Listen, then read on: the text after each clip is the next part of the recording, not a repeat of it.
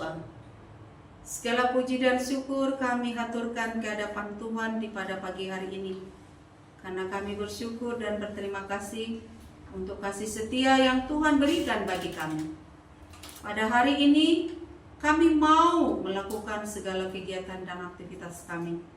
Tuhan berkati dan kuatkanlah kami, agar kami boleh melakukan firman-Mu yang akan kami dengar dan membawa berkah bagi segala kegiatan dan aktivitas kami. Di dalam nama anak-Mu Tuhan Yesus Kristus, kami berdoa ke hadapan-Mu. Amin. Shalom. Selamat pagi saudara yang dikasihi Tuhan Yesus Kristus. Sebelum kita memulai aktivitas kita hari ini, marilah kita mendengarkan sapaan Tuhan melalui firman-Nya pada hari ini, Kamis 17 Oktober 2024, yang tertulis di dalam Efesus 4 ayat 32. Beginilah firman Tuhan. Tetapi hendaklah kamu ramah seorang terhadap yang lain, penuh kasih mesra dan saling mengampuni, sebagaimana Allah di dalam Kristus telah mengampuni kamu. Alai gabenaba sarmahamu samahamu akka parasiroha marsisesa ando samahamu songon panesa ni dibata di dosa muna di bagasan Kristus. Demikianlah firman Tuhan. Topik ramah terhadap yang lain.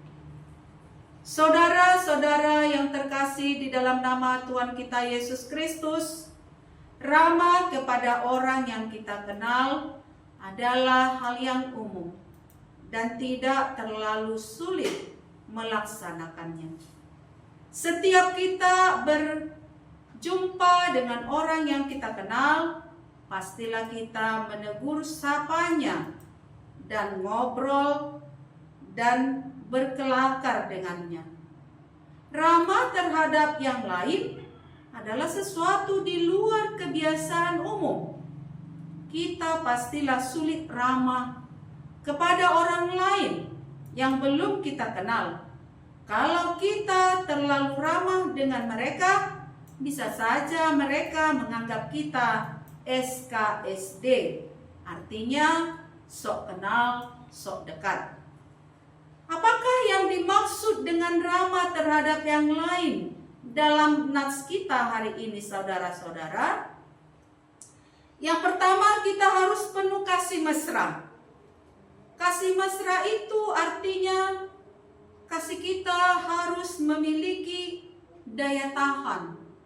Kita boleh membaca di ayat 31 dan 34. Tuhan Yesus sudah memberi teladan bagaimana kasih-Nya yang tidak goyah.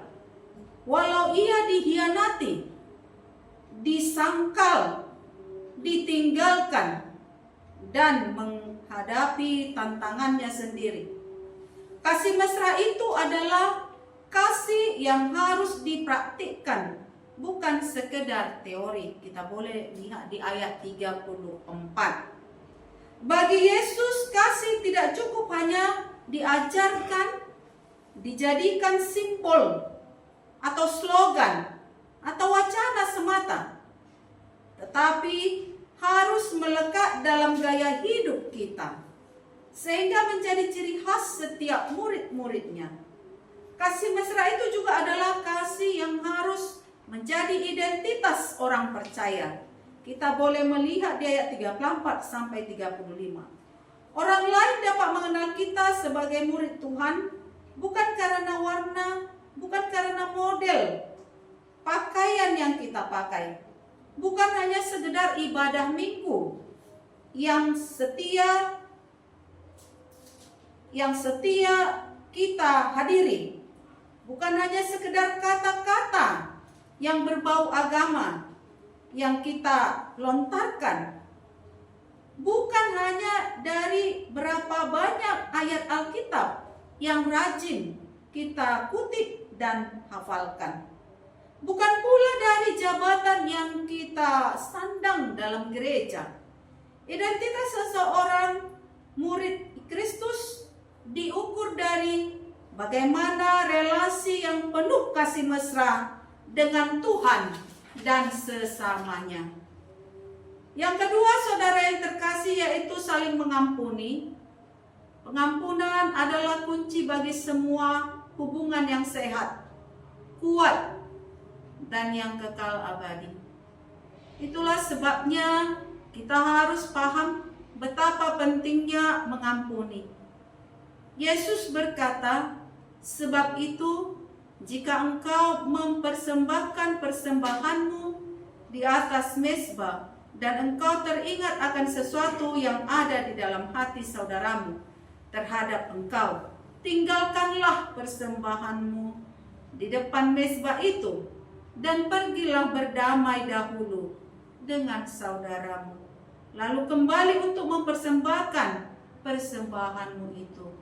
Kita boleh baca di Matius 5 ayat 23 sampai dengan 24.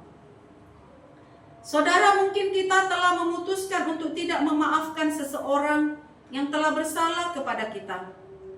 Tebak siapa yang akan terluka? Kita sendiri.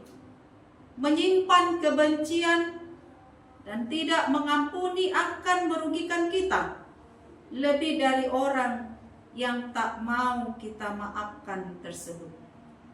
Jika kita ingin menjadi sehat dan bersemangat secara rohani, maka kita perlu belajar untuk mengampuni. Yesus mengajarkan kita untuk berdoa, "Dan ampunlah kami akan kesalahan kami, seperti kami juga mengampuni orang yang bersalah kepada kami." Kita boleh baca di Matius 6 ayat 12. Kita mungkin berpikir, jika mereka tak pantas mendapat pengampunan dari kita, bagaimana dengan kita? Bagaimana dengan saya? Tidak, kita semua tak layak mendapat pengampunan dari Allah. Saudara yang terkasih, pengampunan kita tidak bergantung pada mau atau tidaknya kita memaafkan orang lain. Tetapi mengampuni orang lain haruslah atas dasar pengampunan Allah yang murah kasih dan murah hati atas kita. Pengampunan yang diberikan kepada kita oleh Kristus ialah atas kebaikannya dan kematiannya dan kasihnya untuk kita. Bila kita sudah mengetahui apa yang telah Kristus lakukan buat kita, maka kita harus mengampuni orang lain. Oleh karena itu, saudara yang terkasih, Alkitab mengatakan, "Tetapi hendaklah kamu ramah seorang terhadap yang lain, penuh kasih mesra dan saling mengampuni, sebagaimana Allah di dalam Kristus telah mengampuni kamu." Yang menjadi nas renungan buat kita pada hari ini di Efesus 4 ayat 32. Oleh karena itu, orang-orang yang telah diampuni harus mengampuni orang lain.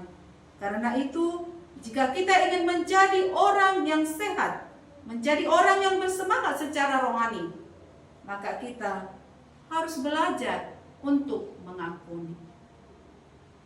Demikianlah sapaan firman Tuhan buat kita pada hari ini. Tuhan